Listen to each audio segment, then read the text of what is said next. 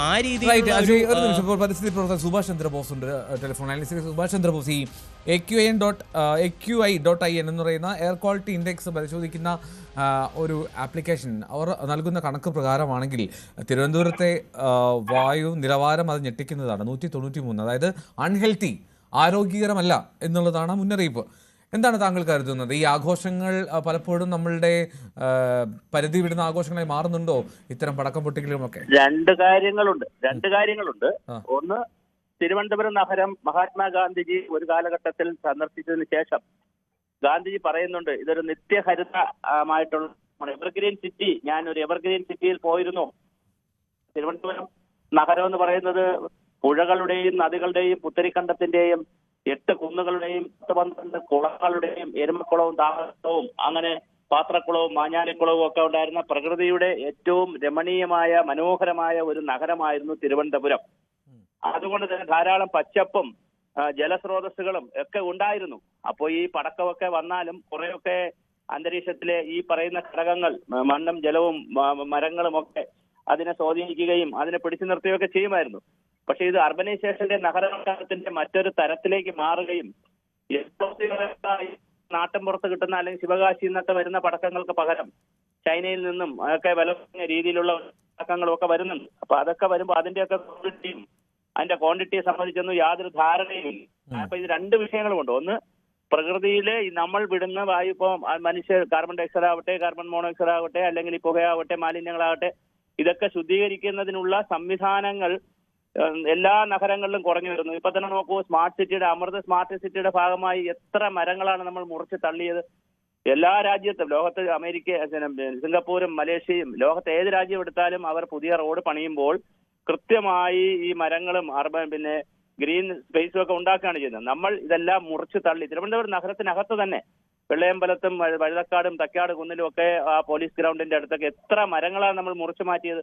അപ്പൊ ഇതെല്ലാം ഇതിനെ ബാധിക്കും. അപ്പൊ നമ്മുടെ നഗരവൽക്കരണം എന്ന് പറയുന്നത് വളരെ അശാസ്ത്രീയമായ, അതിപ്പോ ഡൽഹിയുടെ സ്ഥിതി അത് തന്നെ, വളരെ അശാസ്ത്രീയമായ നഗരവൽക്കരണം, ക്രമാതീതമായ വാഹനങ്ങളുടെ പെരുപ്പം, പിന്നെ ഈ പടക്കം സമയത്ത് സീസണലാണ്. കാരണം ഇത് ഒരു ദിവസം കൂടെ വരുന്നതല്ല. ഇതെല്ലാം കൂടി നിൽക്കുമ്പോൾ അതിനെ ആക്സിലറേറ്റ് ചെയ്യുന്ന ഒരു ഘടകമാണ് പടക്കം പൊട്ടിക്കലും ഈ ധാരാളമായ കരിമരുന്ന് പ്രയോഗവും ഒക്കെ കയറി വരും. അപ്പൊ തീർച്ചയായിട്ടും അന്തരീക്ഷത്തിന്റെ വായു മലിനീകരണം വല്ലാതെ കൂട്ടുന്നതിൽ, അല്ലെങ്കിൽ അതിനെ പിടിച്ചു നിർത്തുന്നത്, കൂടാതെ ഇപ്പൊ ജലമലിനീകരണമായാലും വായു മലിനീകരണമായാലും അതിനെ പിടിച്ചു നിർത്തുന്നത് നമ്മുടെ പ്രകൃതി ഘടകങ്ങളാണ്, നമ്മുടെ ജൈവ ആവാസ വ്യവസ്ഥകളാണ്. പക്ഷെ അതൊന്നും വേണ്ട, മനുഷ്യൻ മാത്രം മതി. നമുക്ക് ധാരാളം വികസനം വേണം തീർച്ചയായും. അത് എന്ത് വികസനം എന്നുള്ളത് വലിയൊരു ചോദ്യമാണ് ലോകത്താകെ.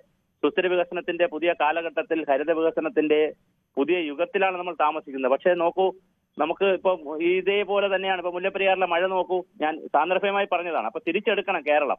തീർച്ചയായിട്ടും കേരളത്തിലെ, ഇന്ത്യയിലെ ഏറ്റവും സുന്ദരമായിരുന്ന ഒരു നഗരമാണ് ഈ ഞെട്ടിക്കുന്ന ഒരു വാർത്തയിലേക്ക് പോകുന്നത്. പക്ഷേ ഇത് സുഭാഷ് ചന്ദ്രബോസ്, ഇപ്പോൾ നമ്മൾ ദൃശ്യങ്ങളിൽ കാണുന്ന ഒരു സംഭവമൊക്കെ ഉണ്ട്, എന്താണ് പറയാ, ഒരു ബോംബൊക്കെ പൊട്ടുന്ന പോലെ തോന്നുന്നത്. ഏത് സാധാരണ ഒരു പടക്കം പൂത്തിരിയോ കമ്പിത്തിരിയോ ഒന്നും പൊട്ടിക്കുന്നല്ലോ. ഇപ്പൊ വലിയ പെട്ടി കൊണ്ടുവന്ന് ഒറ്റ കൊളുത്തലാണ്, തീ കൊളുത്തൽ, പിന്നെ ഭൂം ഭൂം എന്ന് പറഞ്ഞ് എന്തൊക്കെയോ പൊട്ടുന്നത് കാണാം, വലിയ പുകയും. അതാ ഞാൻ പറഞ്ഞു. ഇപ്പൊ ചൈനയിൽ നിന്ന് വരുന്ന കുറെ സാധനങ്ങൾ ഇവിടെ വരുന്നുണ്ട്. ഇതൊക്കെ ആര് ക്വാളിറ്റി നോക്കുന്നു, ആരാണ് ഇതിന്റെ നിയന്ത്രണം, ഇതൊന്നും ഒരു ധാരണയില്ല. ആളുകളിൽ പണം ഉണ്ടെങ്കിൽ പിന്നെ വാങ്ങിക്കുക, ഇത് വേറൊരു. അതാ ഞാൻ പറഞ്ഞു, ഇതെല്ലാം ഈ ഒരു പൊട്ടിക്കുന്നതിനെ സംബന്ധിച്ചൊന്നും ഒരു ധാരണയും ഇല്ലാതെ ഒന്ന് അർബനൈസേഷന്റെ ഒരു അങ്ങ് അറ്റത്തെത്തി നിൽക്കുകയാണ്. കെട്ടിടങ്ങളായാലും മാളുകളായാലും വേണ്ട ബഹളമാണ്. അതെല്ലാം ആവശ്യമുണ്ടോ ഇല്ല എന്നുള്ളത് വേറെ ചർച്ച, അത് നമുക്ക് വേറെ ചർച്ച ചെയ്യേണ്ട വിഷയമാണ്. പക്ഷെ അതുണ്ട് ഇവിടെ, യാഥാർത്ഥ്യമാണ് ഞാൻ പറഞ്ഞത്. അപ്പൊ ഉള്ളൊരു സ്ഥലത്ത് അർബനൈസ് ചെയ്തുകൊണ്ടിരിക്കുന്ന ഒരു റാപ്പിഡ് അർബനൈസേഷൻ നടന്നുകൊണ്ടിരിക്കുന്ന ഒരു സ്ഥലത്ത്, എല്ലാ പ്രകൃതി വിഭവങ്ങളും കുറഞ്ഞുകൊണ്ട് വരുന്ന സ്ഥലത്ത് ഇത്തരത്തിലുള്ള എക്സ്പ്ലോസീവ് ആയിട്ടുള്ള സാധനങ്ങൾ ഉപയോഗിച്ചാൽ അതിന് എവിടെ പോകും? അത് അന്തരീക്ഷത്തിന്റെ സ്ട്രാറ്റോസ്ഫിയറിൽ നിന്നല്ലേ, ട്രോപ്പോസ്ഫിയറിൽ നിന്നല്ലേ കഴിയുള്ളൂ. ഇത് കുറെ സമയത്ത് കഴിഞ്ഞിട്ടല്ലേ മുകളിലോട്ടും താഴോട്ടൊക്കെ വേഗം പൊക്കാൻ കഴിയുള്ളൂ. അപ്പൊ അതിനൊരു പർട്ടിക്കുലർ ടൈം, ട്രോപ്പോസ്ഫിയർ എന്ന് പറയുന്ന 10 കിലോമീറ്ററിനകത്ത്, അന്തരീക്ഷത്തിലെ 8 മുതൽ 10 കിലോമീറ്ററിനകത്ത് നിന്നേ പറ്റൂ. കുറെ അങ്ങോട്ടും ഇങ്ങോട്ടൊക്കെ എക്സ്റ്റെൻഡ് ചെയ്യും. അപ്പൊ അത് സ്വാഭാവികമായിട്ട് ഇത് വാമപ്പ് ചെയ്ത് പോകണമെങ്കിൽ, ഇത് പല സ്ഥലത്തേക്ക് പോകണമെങ്കിൽ ഹൊറിസോണ്ടലായിട്ടും ലാറ്ററലായിട്ടൊക്കെ സഞ്ചരിച്ച് വേറെ സ്ഥലത്തേക്കൊക്കെ സ്പ്രെഡ് ചെയ്ത് ഒരു പ്രദേശത്ത് കോൺസെൻട്രേറ്റ് ചെയ്ത് കുറയണമെങ്കിൽ അതിന് സഞ്ചാര സ്വാതന്ത്ര്യം വേണം. സഞ്ചാര തടസ്സം ഉണ്ടാകരുത്. വായുവിന്, മലിനീകരിക്കപ്പെടുന്ന വായുവിന് സഞ്ചാര തടസ്സം ഉണ്ടാകരുത്.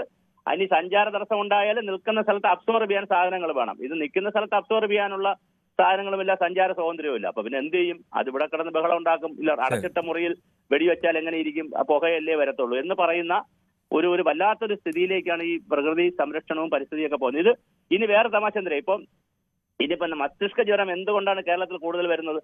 നമ്മൾ മറ്റു സംസ്ഥാനങ്ങളെ അപേക്ഷിച്ച് കേരളത്തിൽ കൂടുതൽ വരുന്നത് മാലിന്യ സംസ്കരണത്തിലെ അശാസ്ത്രീയത. ഇതും കൂടെ ആകുമ്പോൾ എന്താ വരാൻ പോകുന്നത്? ശ്വാസകോശ സംബന്ധമായ അസുഖങ്ങളുടെ എണ്ണം കൂടുകയാണ് ചെയ്യാൻ സംഭവിക്കുന്നത്. മാത്രമല്ല TB പോലുള്ള അസുഖങ്ങൾ തിരിച്ചു വരുന്നതിന്റെ ഒരു റിവേഴ്സ് ആയിട്ട് തിരിച്ചു വന്നുകൊണ്ടിരിക്കുകയാണ് ഭാരതത്തിൽ. നേരത്തെ ഒരു അടിയന്തരമായിട്ടൊരു ഇടപെടൽ, ഒരു സ്ഥിരമായിട്ടൊരു പരിഹാരമൊക്കെയാണ് വേണ്ടത്. മാത്രമല്ല ഈ ആഘോഷങ്ങളിൽ കൃത്യമായിട്ടുള്ള നിബന്ധനകൾ അത് പാലിക്കാൻ തയ്യാറാണ്. ഇന്നലെ തന്നെ സർക്കാർ സമയക്രമമൊക്കെ വെച്ചിരുന്നു, പക്ഷേ അതൊക്കെ എത്ര പേർ പാലിച്ചു എന്നുള്ളതാണ് ആലോചിക്കേണ്ടത്. ആഘോഷങ്ങളിൽ മതിമറന്ന് ആഘോഷിക്കാതെ അതിൽ ഉത്തരവാദിത്വമുള്ള ആഘോഷം അതായിരിക്കണം വേണ്ടതെന്ന് തോന്നുന്നു. വളരെ നന്ദി ശ്രീ സുഭാഷ് ചന്ദ്രൻ. ഈ വാർത്ത റിപ്പോർട്ട് ചെയ്ത അജയ് സുധാബിജു. ഒരിടവേള.